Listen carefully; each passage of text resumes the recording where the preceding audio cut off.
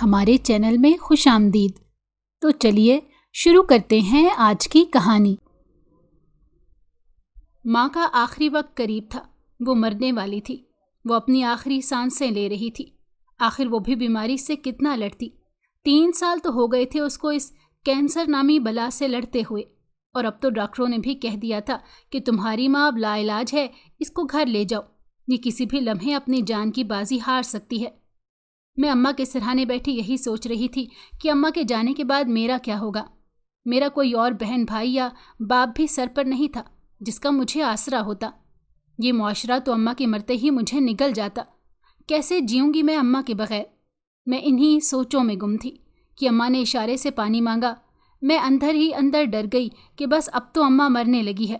ماں کو پانی دیا تو حیرت انگیز طور پر اس کی سانس ٹھیک ہو گئی اور کچھ دیر بعد وہ تھوڑی بہتر حالت میں آ گئی۔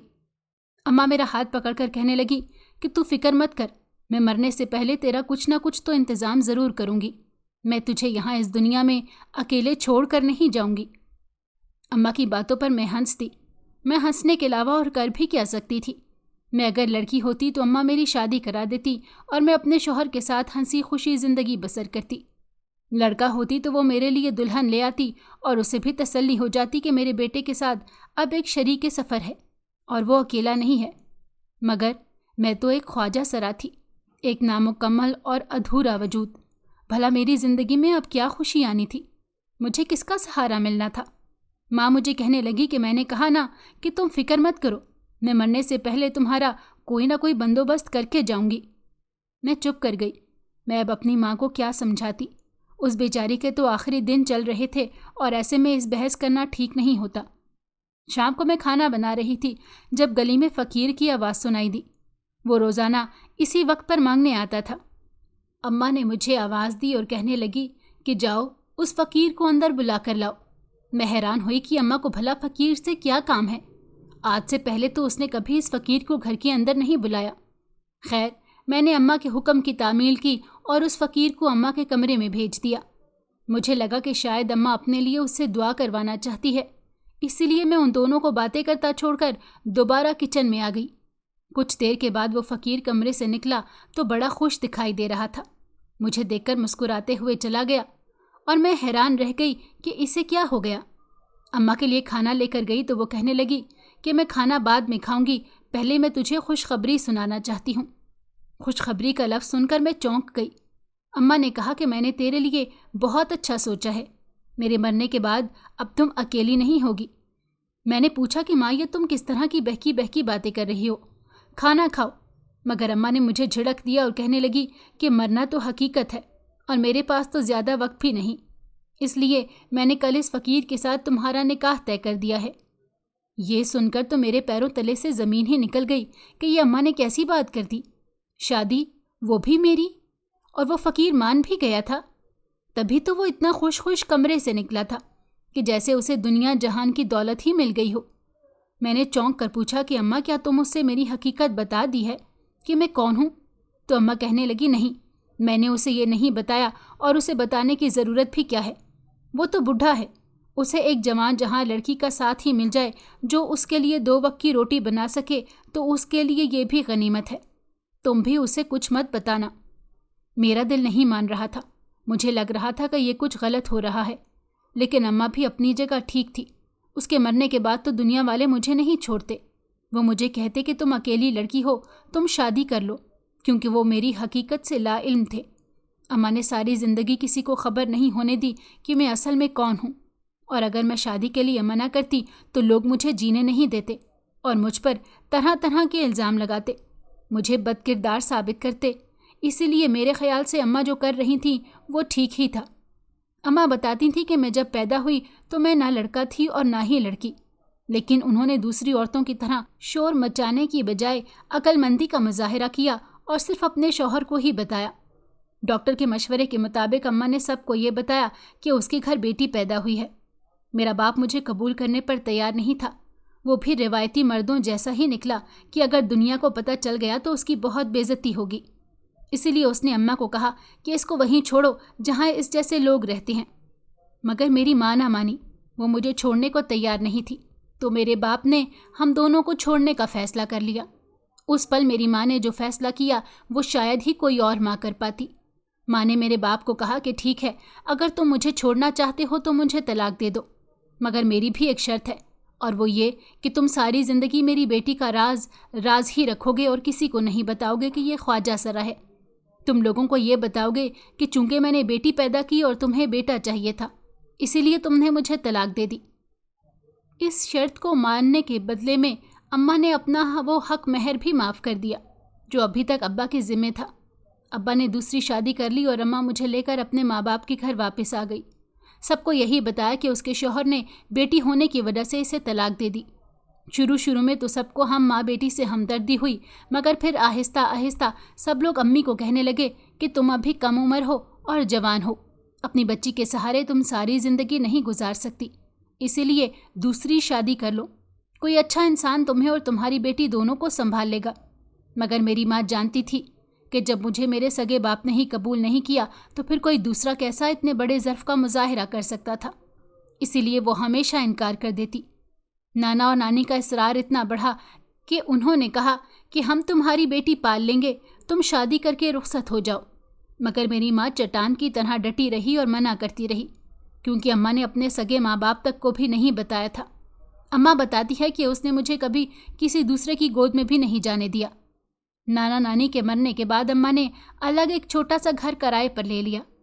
मेरी माँ पढ़ी लिखी थी, इसीलिए स्कूल में नौकरी करने लगी। वो मुझे भी अपने साथ ले जाती थी क्योंकि मैं लड़कियों की तरह ही दिखती थी, इसीलिए कभी किसी को मुझ पर शक नहीं हुआ कि मेरी असलियत क्या है।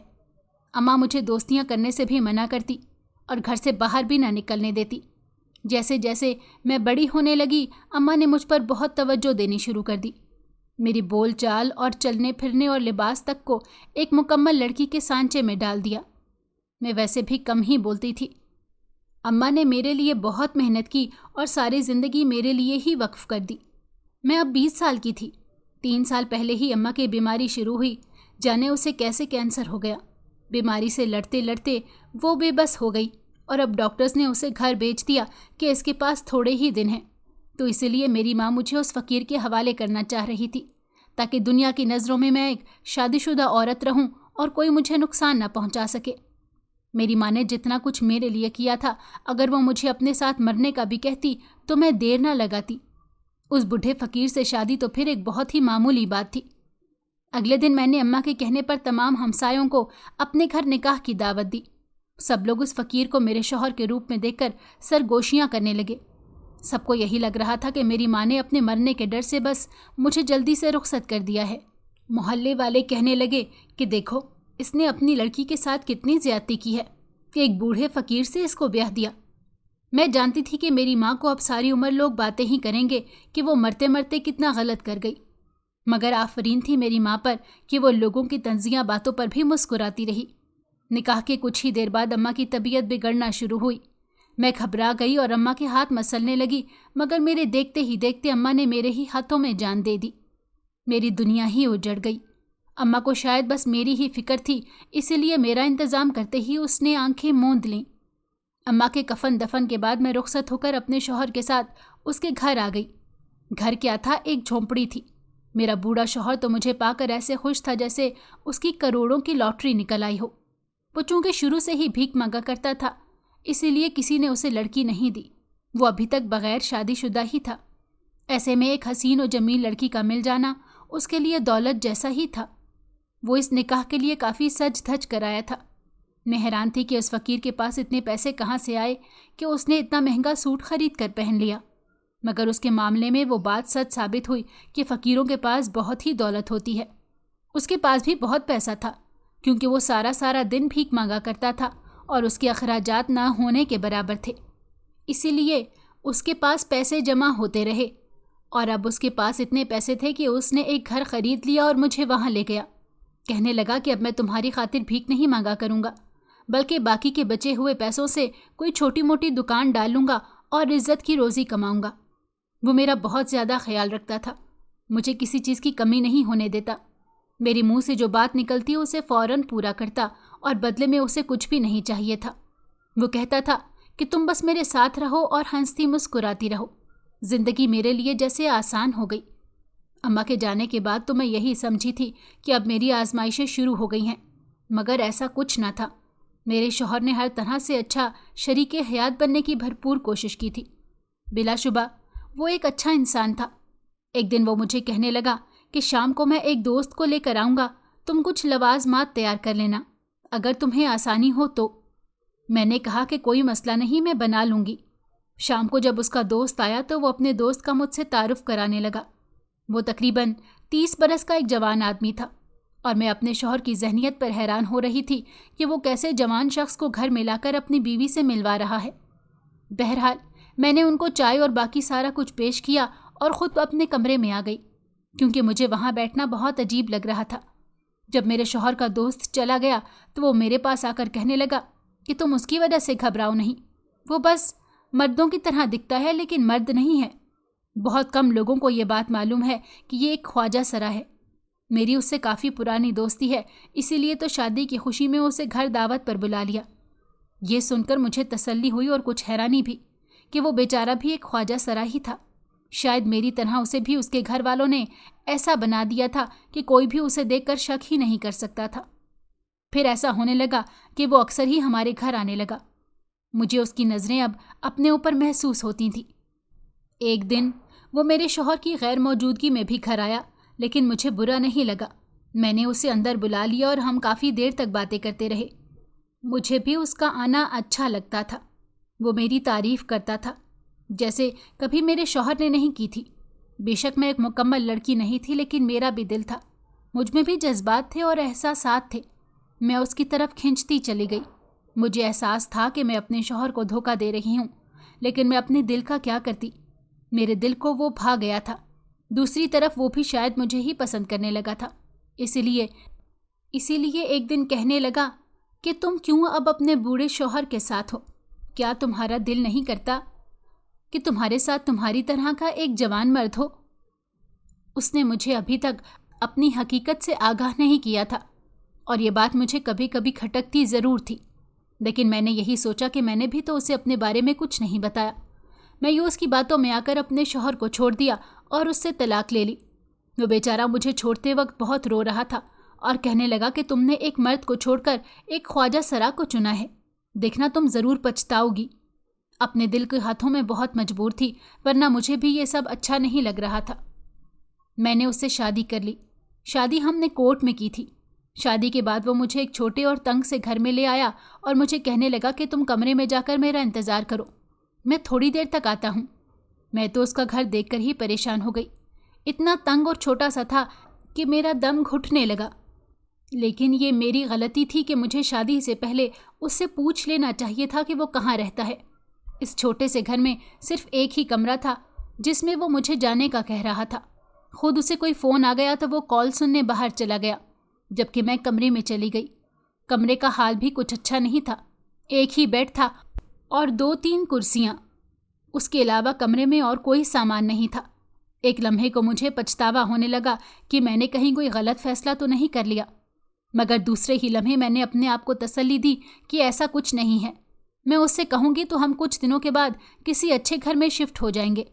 शायद उससे ये शादी मैंने दुनिया दिखावे के लिए की थी, जो मुझे एक बूढ़े आदमी के साथ देकर बातें करती थी और ये कहती थी कि देखो, एक जवान लड़की को बूढ़े के साथ ब्याह दिया, उसके साथ तो जवान आदमी ही अच्छा लगता है। और इन बातों ने मुझे उसकी तरफ माइल किया। मैंने उसे नहीं बताया था कि मैं कौन हूँ, लेकिन मुझे उम्मीद थी कि जब उसे पता चलेगा तो उसे कोई एतराज़ नहीं होगा, क्योंकि वो खुद भी तो नामुकम्मल ही था। वो भी तो मेरे ही जैसे अधूरे वजूद का मालिक था। तो मुझे कोई फिक्र नहीं थी कि जब उसे मेरी असलियत का पता चलेगा तो वो क्या करेगा। मैं इन्हीं सोचों में गुम थी कि कुछ देर बाद ही अचानक कमरे का दरवाज़ा खुला और कोई कमरे में दाखिल हुआ। मैंने आने वाले को देखा तो मेरी जान ही निकल गई। वो तो कोई और ही शख्स था, मेरा शौहर नहीं था। मैंने घबराते हुए पूछा, कौन हो तुम और मेरा शौहर कहाँ है? तुम यहाँ क्या कर रहे हो? मेरे कमरे में क्यों आए? मेरे सवालों के जवाब में वो शख्स कहने लगा कि क्या तुम नहीं जानती कि तुम्हारे साथ धोखा हुआ है? जिस शख्स के साथ तुमने शादी की है वो तो एक मर्द ही नहीं है, वो तो ख्वाजा सरा है। पूरा ज़माना ये बात जानता है। लगता है एक बस तुम ही बेवकूफ़ हो जिसे ये नहीं मालूम। वो जो कोई भी था, लेकिन उसकी बातें सुनकर मैं बहुत घबरा गई थी। اور دعا کر رہی تھی کہ جلد از جلد میرا شوہر کمرے میں آ جائے۔ جانے وہ کہاں رہ گیا تھا اور یہ کون آدمی تھا؟ مجھے اس آدمی کے ارادے نیک نہیں لگ رہے تھے۔ وہ آدمی کہنے لگا، ایک خواجہ سرا تمہیں کیا دے سکتا ہے؟ میں تمہیں ہیرے جواہرات میں تول دوں گا۔ وہ شخص میری طرف بڑھا تو میں نے جلدی سے اسے ایک طرف دھکا دیا اور باہر بھاگ گئی۔ باہر آ کر میں نے ادھر ادھر دیکھا لیکن میرا شوہر مجھے کہیں نظر نہیں آیا۔ وہ شخص چلاتے ہوئے میرے پیچھے آنے لگا تو مجھے مجبوری میں میرے پاس اور کوئی چارہ نہیں رہا کہ میں وہاں سے بھاگنا شروع کر دوں، لیکن میری قسمت بری تھی کہ جلد ہی میں اس کی پکڑ میں آ گئی۔ میں نے اس کے سامنے ہاتھ جوڑے اور کہا کہ تمہیں خدا کا واسطہ ہے مجھے چھوڑ دو، میں تمہارے کسی کام کی نہیں، میں تو لڑکی ہی نہیں، میں تو خود ایک خواجہ سرا ہوں، اسی لیے تو میں نے ایک خواجہ سرا سے شادی کی۔ وہ شخص یہ سن کر جہاں کھڑا تھا وہاں کھڑا رہ گیا اور بے یقینی سے میری طرف دیکھنے لگا۔ میں نے کہا کہ میں خدا کی قسم کھانے کو تیار ہوں کہ میں نے تمہیں اپنے بارے میں سچ ہی بتایا ہے۔ وہ آدمی مجھ پر تھوکتے ہوئے چلا گیا۔ میری جان میں جان آئی اور میں واپس گھر کی طرف پلٹی، مگر میرا شوہر ابھی بھی وہاں کہیں نہیں تھا۔ جانے وہ کہاں چلا گیا تھا۔ میں گھر جا کر بڑی دیر تک خوف سے کانپتی رہی۔ صبح کے قریب میرا شوہر گھر آیا اور آتے ہی مجھ سے معافی مانگنے لگا۔ کہنے لگا کہ اچانک ہی مجھے ایمرجنسی میں جانا پڑا کیونکہ میرے دوست کا ایکسیڈنٹ ہو گیا تھا۔ میں ساری رات وہیں رہا۔ میں نے اپنے دوسرے دوست کو ذمہ داری دے دی تھی کہ وہ تمہیں بتا دے۔ کیا اس نے تمہیں بتایا نہیں؟ اب میں اسے اس کے دوست کی کارستانی کیا بتاتی؟ ہو سکتا ہے کہ وہ مجھ پر یقین ہی نہ کرتا، اسی لیے میں چپ رہی۔ تھوڑی دیر بعد وہ خود ہی کہنے لگا کہ تم اپنا بیگ پکڑو، ہم اس گھر کو چھوڑ کر ابھی جا رہے ہیں۔ یہ گھر تمہارے قابل نہیں ہے۔ میں نے پہلے سے ہی تمہارے لیے ایک شاندار گھر کا انتظام کر رکھا تھا، لیکن اس کی چابی مجھے ابھی مالک مکان نے دی ہے۔ تم اپنا سامان پکڑو، ہم وہاں جا کر رہیں گے۔ میں نے سب کچھ بھلا کر اپنے آپ کو پرسکون کیا اور اپنا کپڑوں والا بیگ لے کر اس کے ساتھ گھر سے نکل گئی۔ وہ ایک گاڑی بھی لے کر آیا تھا۔ اب مجھے یہ معلوم نہیں تھا کہ وہ اس کی اپنی تھی یا وہ کسی سے مانگ کر لایا۔ میں اس کے ساتھ گاڑی میں بیٹھی تو وہ فون پر کسی سے کہنے لگا کہ ہاں ہم آ رہے ہیں۔ تھوڑی دیر بعد گاڑی ایک بڑے سے مکان کے آگے رکی۔ اس نے مجھے اترنے کا اشارہ کیا اور مجھے لے کر گھر کے اندر آ گیا۔ ابھی میں نے اس گھر کے اندر قدم ہی رکھا تھا کہ چاروں طرف سے اچانک مجھ پر پھولوں کی بارش ہونے لگی۔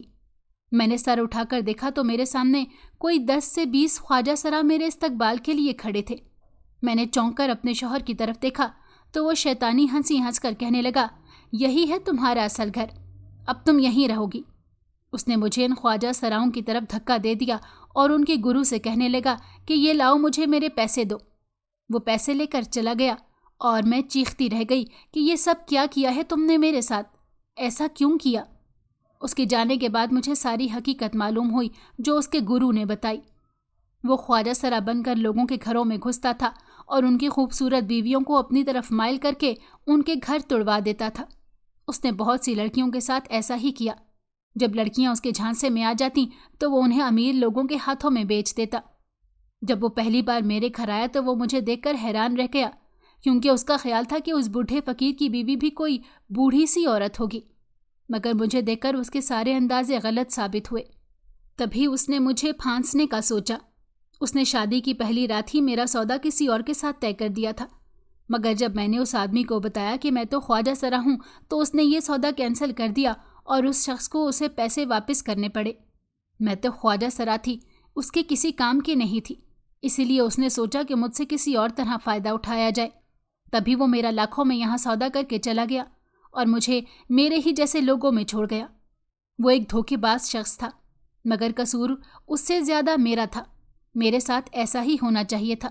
میں نے اس کے لیے اپنے شوہر کو دھوکہ دیا تو اس نے مجھے دے دیا۔ میری ماں نے ساری عمر مجھے ان لوگوں میں جانے سے روکنے کے لیے کیا کیا جتن نہیں کیے۔ اپنا گھر برباد کر دیا، اپنی جوانی برباد کر لی تاکہ میں یہاں نہ آؤں، مگر میں نے خود اپنے ہاتھوں سے اپنے پاؤں پر کلہاڑی مار لی۔ 20 سال میری ماں نے میری حفاظت کی اور میں 20 دن بھی نہ اپنی حفاظت کر سکی۔ اب میرے پاس اور کوئی چارہ نہیں تھا کہ میں یہاں روتی رہوں، لیکن شاید خدا کو مجھ پر ترس آ گیا۔ ایک دن وہی میرا فقیر شوہر جسے میں نے چھوڑ دیا تھا، مجھے لینے کے لیے اس نے ان کے گرو کو لاکھوں روپے دیے تاکہ میں وہاں سے بچ سکوں۔ میں نے اس سے معافی مانگی اور اس کے قدموں میں گر گئی۔ وہ اچھا تھا، اس لیے تو اس نے مجھے اپنی زندگی میں دوبارہ شامل کر لیا۔ ورنہ اس کی جگہ کوئی اور مرد ہوتا تو آج میں یہاں نہ ہوتی، بلکہ وہیں پیروں میں گھنگرو باندھے ناچ رہی ہوتی۔ سب کی قسمت میری طرح کی نہیں ہوتی کہ انہیں کوئی نہ کوئی بچانے والا مل جائے۔ اگر آپ کو ہماری کہانی پسند آئی ہو تو ہمارے چینل کو لائک کریں اور سبسکرائب کر دیں۔ بیل نوٹیفیکیشن کو بھی آن کر دیں تاکہ ہماری آنے والی ہر مزیدار کہانی آپ کو وقت پر ملتی رہے۔